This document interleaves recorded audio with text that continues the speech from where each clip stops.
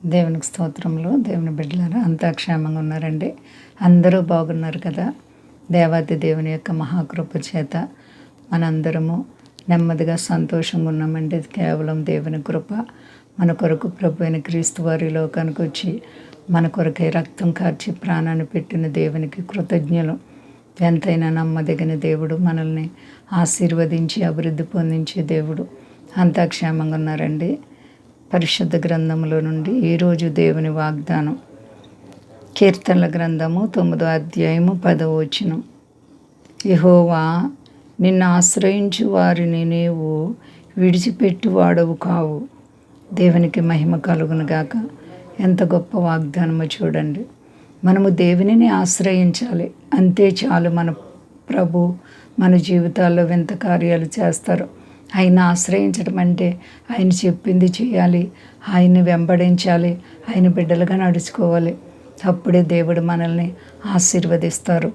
నిన్ను ఆశ్రయించు వారందరినీ నీవు విడిచిపెట్టువాడు కావు. హల్లెలూయా. దేవుడే మనల్ని విడిచిపెడితే మనకెవరు సహాయం? సర్వశక్తి గల దేవుడు నిన్ను విడిచిపెట్టనని వాగ్దానం చేశారు. మరి ఇంకా ఎందుకు నువ్వు భయపడుతున్నావు? ఎందుకు ప్రియబిడ్డ? దేవునికి నువ్వు లోబడు, దేవుని మాట విను. దేవుడు నిన్ను ఆశీర్వదించబోతున్నారు.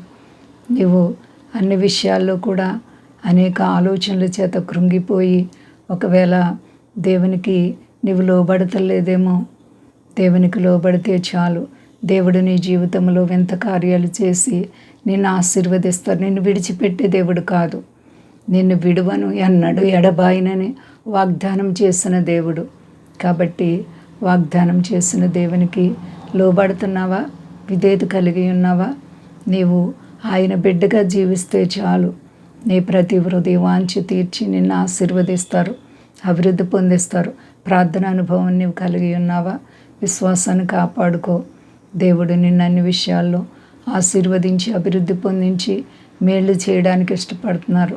తన వారి పట్ల ఆయన విడువని ఎడబాయిన దేవుడు నిన్ను విడిచిపెట్టనని వాగ్దానం చేస్తున్నారు. నీ కృప నాకు చాలు అని ఎవరైతే దేవాది దేవునిపై ఆధారపడతారో వారి పట్ల దేవుడు వింత కార్యాలు చేస్తారు. అంతా క్షేమంగా ఉన్నారండి. భయపడే పని లేదు. మన ప్రభు మనల్ని విడిచే దేవుడు కాదు.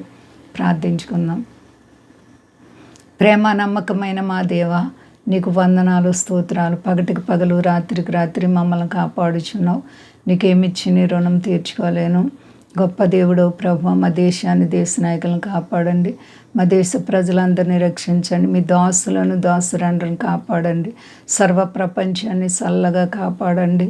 అయ్యా, కష్టాలు, బాధలు, రుణాలు, ఆర్థిక పరిస్థితులు, ఆయా చిక్కు సమస్యలు ఉన్న ప్రతి బిడ్డలకు యేసు నామములో విడుదల కలుగును గాక. అందరి పట్ల మేలు చేయి ప్రభువా. మా బ్రతుకుల్లో నీవు దొరికిన విధానమును బట్టి నీకు స్తోత్రాలు తండ్రి. అలాగే సర్వ ప్రపంచానికి శాంతి, నెమ్మది ఇవ్వండి, ఆశీర్వదించండి ప్రభు. మీకు ఎలా లోబడాలో అందరికీ నేర్పించండి. అంధకార శక్తులు లయపరిచి మీ నామం గొప్ప చేసుకోండి. ఘనత పొందండి. శక్తి కలిసే నామని అడుగుచున్నాను తండ్రి. ఆమేన్. అందరికీ వందనాలండి. మా కొరకు పరిచర్య కొరకు అందరూ ప్రార్థించండి. ప్రభువారు మిమ్ములను, మీ బిడ్డలను, మీ కుటుంబాలను దీవించి ఆశీర్వదించును గాక. ఆమేన్.